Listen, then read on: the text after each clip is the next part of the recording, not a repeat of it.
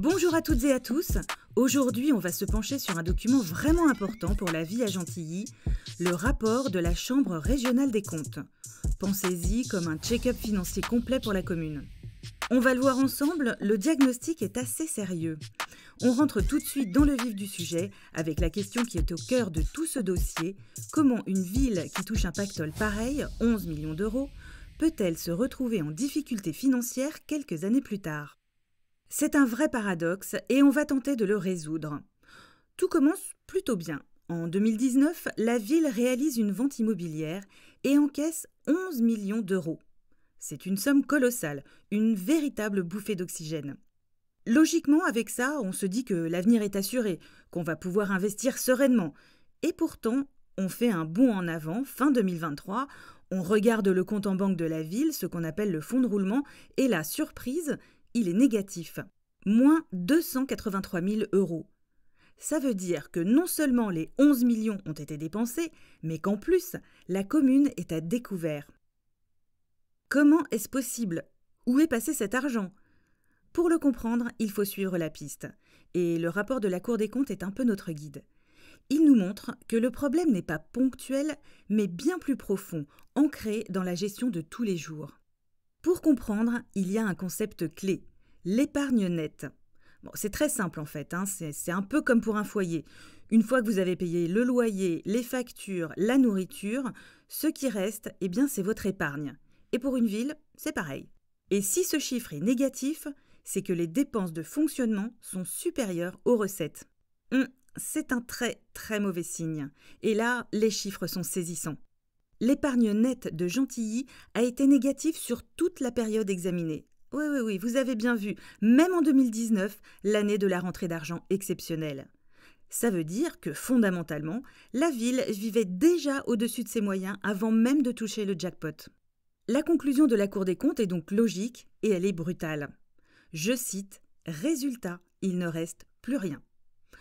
Bon, d'accord, mais pourquoi les dépenses de fonctionnement sont-elles si élevées ?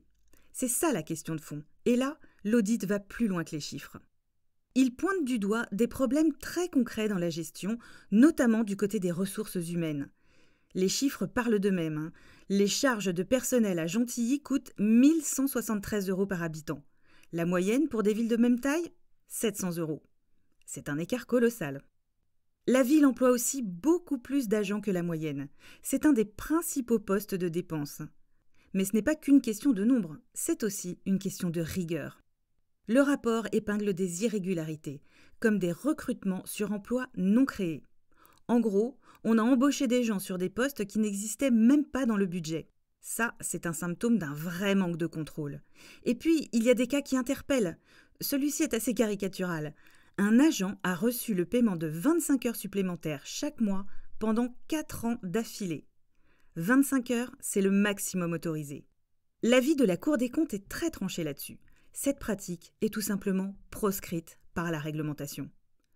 Pour les magistrats, ça ressemble à un complément de salaire déguisé, pas à une compensation pour un travail exceptionnel.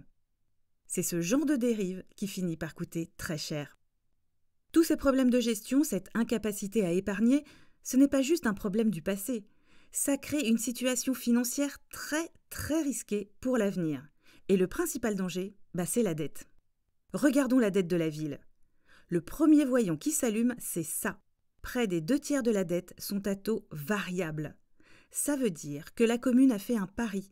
Elle a emprunté en espérant que les taux d'intérêt resteraient bas. Un pari risqué.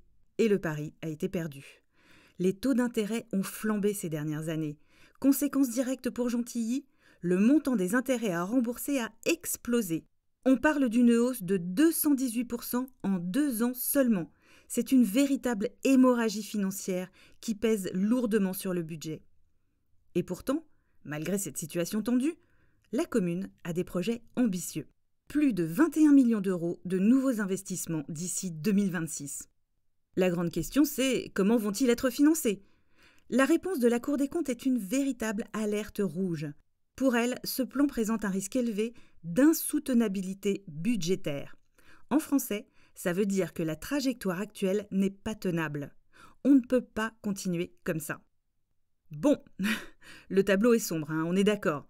Mais l'objectif du rapport n'est pas seulement de pointer les problèmes, c'est aussi et surtout de proposer des solutions. Une feuille de route pour remettre la ville sur les bons rails. Alors, que faut-il faire ? Les recommandations sont claires. D'abord, sécuriser les comptes pour avoir une vision claire et fiable de la situation. Ensuite, et c'est urgent, maîtriser la dette en renégociant ces fameux prêts à taux variables.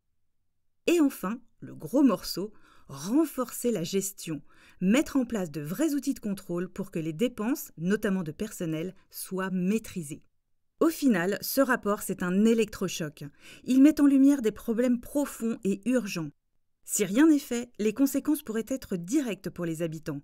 Hausse des impôts, baisse de la qualité des services publics.